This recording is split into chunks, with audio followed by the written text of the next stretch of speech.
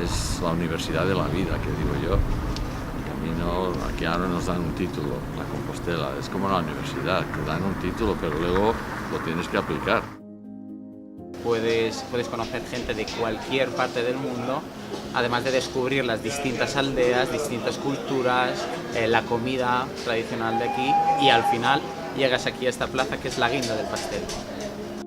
O día a día, o pasiño a pasiño, ver cousas, simplemente eso, disfrutar da comida, da xente que atopamos polo camiño. Gracias a la lluvia pues tenéis estos paisajes tan bonitos, con tantos riachuelos, tantos puentes, es precioso. Yo lo recomiendo a todo el mundo.